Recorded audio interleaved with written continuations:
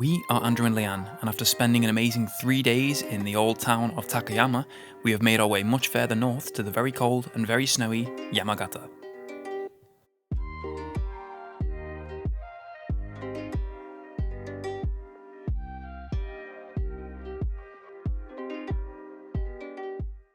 Good morning guys from Yamagata. Last time we checked in with you, we were still in Takayama.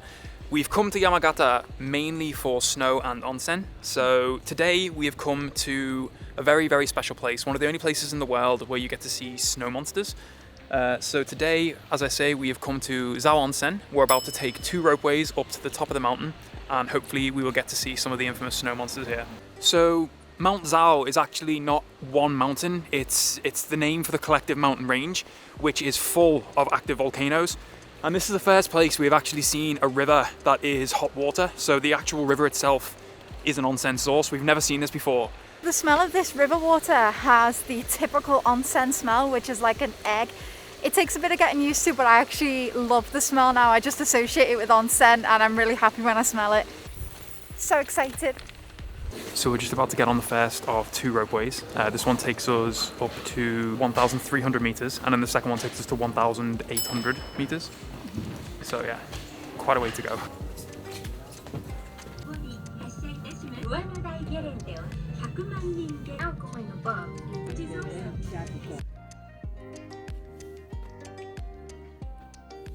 That's our first ropeway done. We have just got off at Juyokojin station.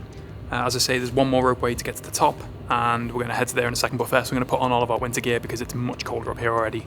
So we've just jumped onto the second ropeway now. This is the one that will take us up to the top of the mountain. This one is a lot less cramped than the last one, so hopefully we'll get to see some good views of the snow monsters as we go up.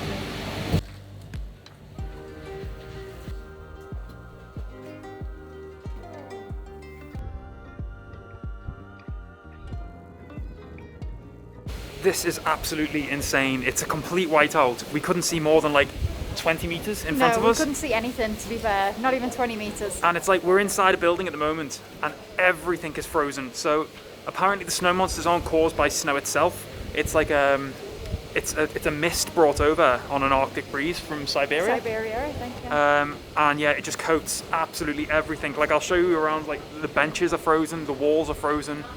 Absolutely everything is frozen. It's crazy. Should we try and get a hot drink?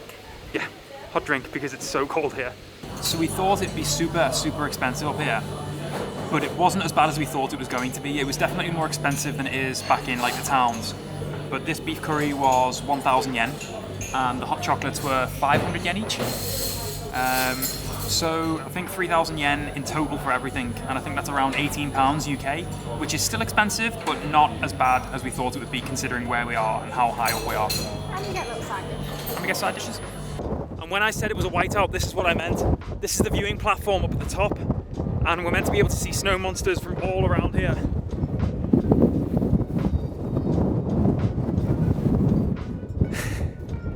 It's just completely white, really windy, really cold. Wow. You can see maybe like 10 meters in front of you and that's it. I can't even see where the ground ends and the sky begins. Already the microphone is starting to frost up and freeze over. It's just nuts. Wow. I mean, I'm kind of disappointed that we don't get to see the snow monsters, but at the same time, this is impressive. This is something I've never seen in my life again. There's a lot of firsts on this trip.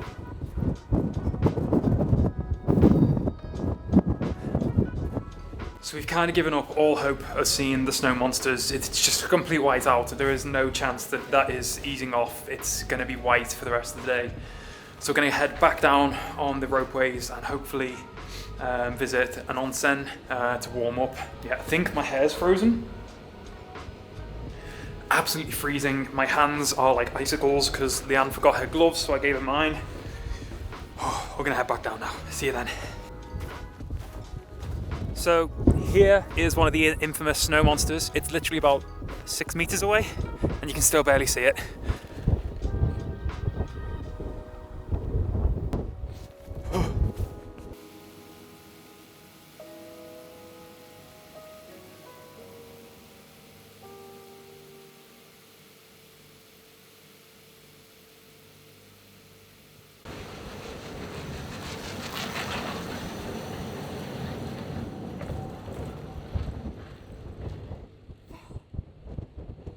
So it's the same story in the ropeway on the way back down.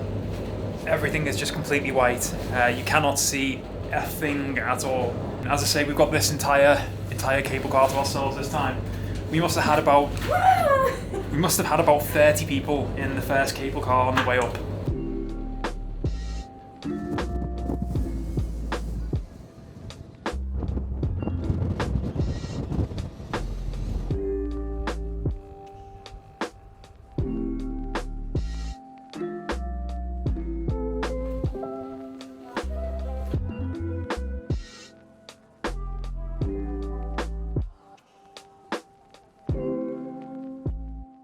That time was absolutely awesome. On the way down, you could actually see the layer of cloud that we were stuck in up near the top.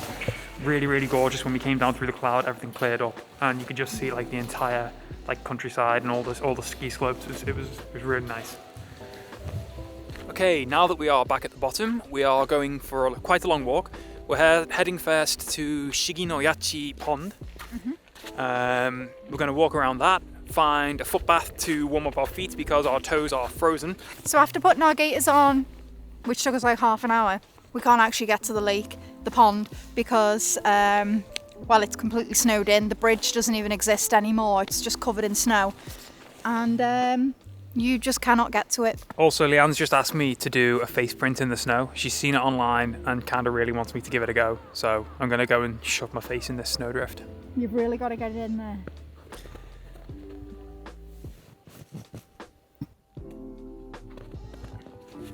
Oh, that's rubbish. It's cold too. So again, we've not had much luck on this walk. We've just like diverted away from the pond to come to this foot bath. But it's closed from December to March, so we actually can't use it. It looks super nice though. You can see all the sediment inside with the natural minerals. This is volcanic water, which is what onsen water is, so it's directly from the ground, and they just add cold water to it to cool it down a little bit. I'm really disappointed that we can't use it, but we'll keep going and try and find another one. The second foot bath is also empty or closed. The hunt continues. Third time lucky. Hopefully we'll find a foot bath today. It's closed. So last ditch effort to do something in this town. There is a shrine up the hill. We're going to head up to that. And then after the shrine, we're going to make our way to an onsen, which will hopefully let us in because we have tattoos. That is vertical. Wish us luck. We're going to need it getting up here and definitely coming down.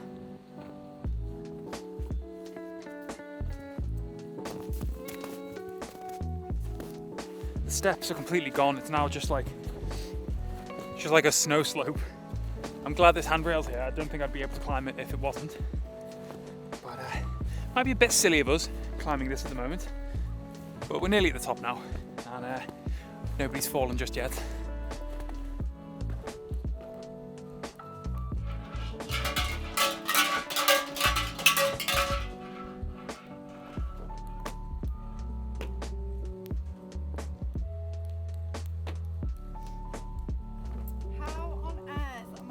Gonna get down this. It is so slippery. Oh no.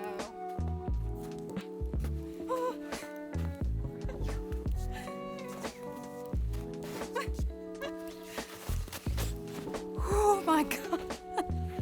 Treacherous.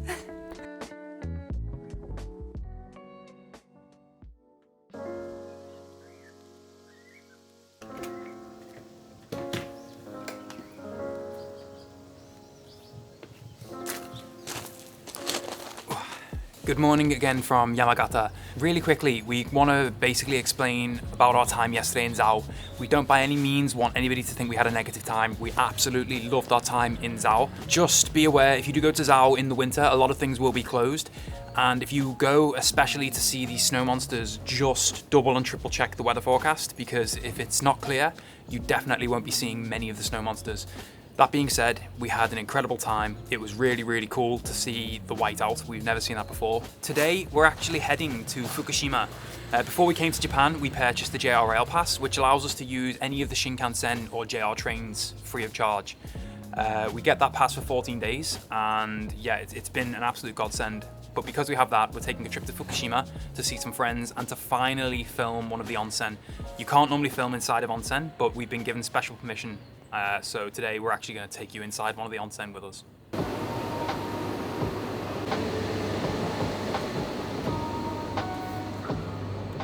So we've just quickly grabbed some drinks before our train. I had to run out to the vending machine and run back on before the train leaves. Leanne's got grape juice with chunks, and I've got a milk tea, which is actually hot. So the bottles come hot out of the vending machine, which once again back home, we don't get like vending machines that deliver hot drinks. So yeah, still a bit of a novelty to us.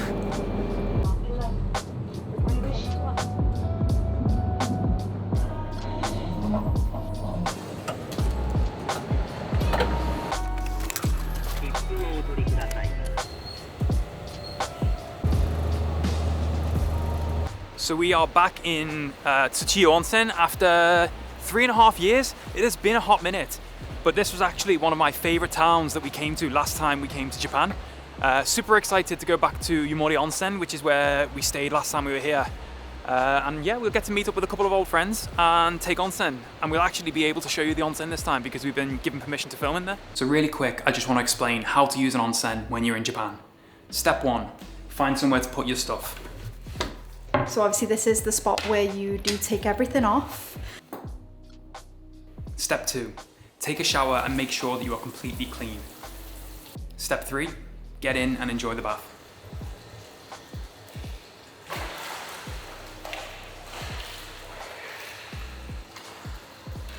So this onsen was one of the first onsen we ever properly visited when we were in Japan. We'd done Sento, but this is like a natural hot spring.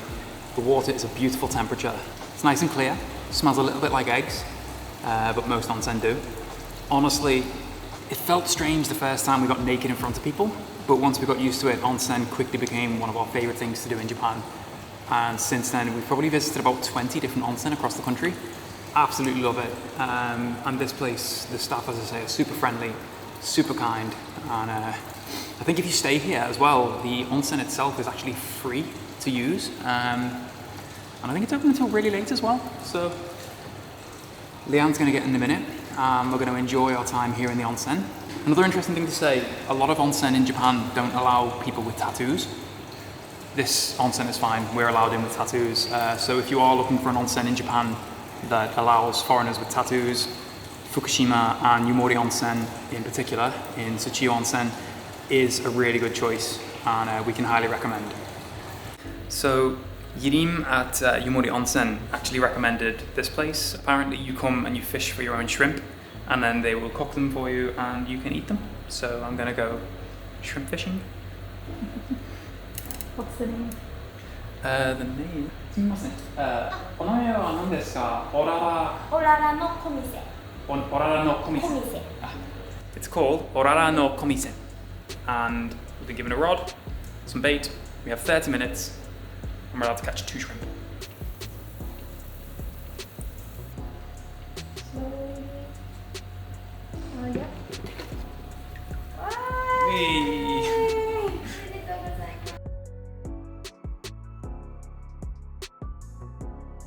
Okay, so I'm about to eat the shrimp. I felt kind of in two minds as to doing it. I kind of felt a little bit bad killing the shrimp, but at the same time I think it's really important that people are not too disconnected from their food. So at the same time, I am completely okay with killing the shrimp and eating it, because it's an important process, I think, actually knowing exactly where your food comes from, and I think more people should be in touch with where their food comes from.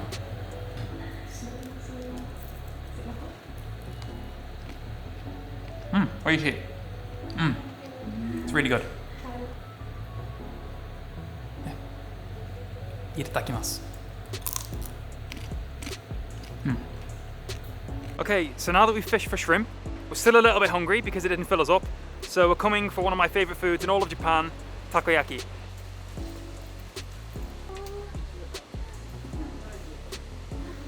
Okay, so this is my favorite food in all of Japan, takoyaki. Tako means octopus, and they're kind of like little octopus dumplings with like pickled ginger, tempura flakes, all kinds of good things. Okonomiyaki sauce, mayonnaise, and dried bonito flakes. Oh, they're like really doughy. Hot. And super hot. Yeah, like really hot.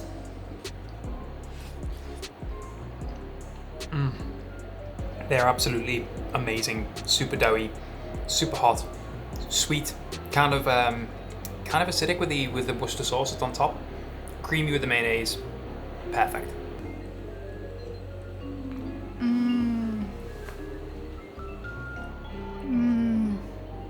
So nice.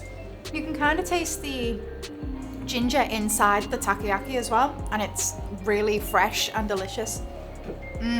Delicious. We've also bought one of the Japanese yams here, but they're kind of like a sweet potato as well.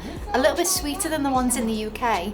And they basically just grill them here. They're very popular with the younger generation, and they are so nice to eat. They're really filling, sweet, a little bit savory.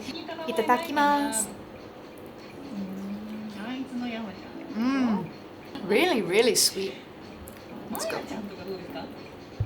So we've come to one of our favourite places in TSUCHIYU Onsen. It's our onsen manju, which is like a sweet breaded cake which they cook in the steam from the onsen. So obviously onsen is used for everything, not just bathing. It can be used to like power things, to cook things. Another speciality here is also a special type of onsen tamago, which is like a egg cooked in an onsen. So yeah, we're going to enjoy our onsen manju, and they were only 100 yen each. So now that we've already done the public onsen and we've had a little walk around TSUCHIYU itself, we couldn't resist coming back and having a private onsen experience. So we're not going to film this fully, we'll give you a quick look at the bath, but then the camera's going off and we're just going to soak it in and enjoy it. Good morning, it's currently the next day. Today we've made friends with a guy called Kakeru who is going to show us around Yamagata because it's his hometown.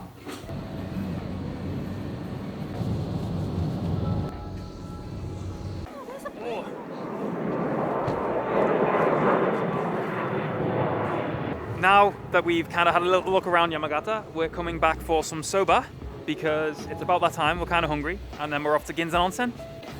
So we've been brought to this soba noodle place, and I've ordered a set meal, and it's come with like tempura shrimp, and it's come with a huge bowl of soba and like a little jelly. It looks amazing.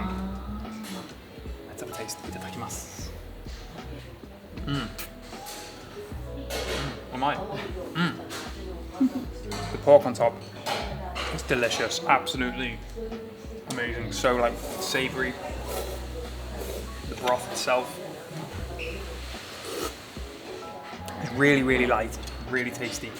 I can't wait to eat this, I'm so hungry.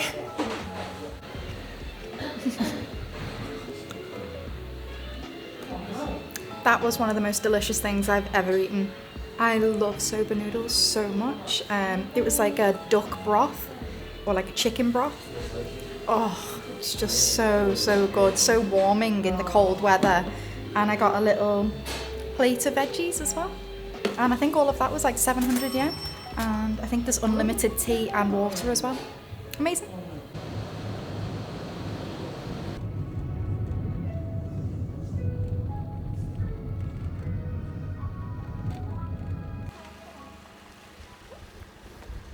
So we finally made it to Ginzan Onsen. It took us about an hour and a half to 2 hours to drive from Yamagata city. And the difference in the depth of the snow from there to here is unreal.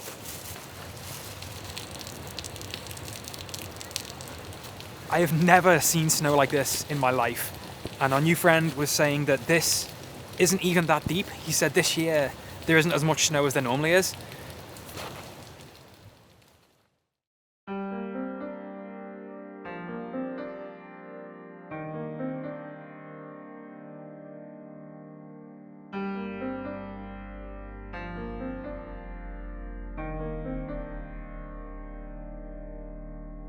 So the reason that towns like this are so special is because they are onsen towns, and onsens are natural hot springs here in Japan. All the water is completely natural and volcanically heated, and it actually smells like eggs and sulfur. Also, we're also being really cautious because there is a huge snowdrift right above my head that we don't feel too safe standing on it, so we're going to move.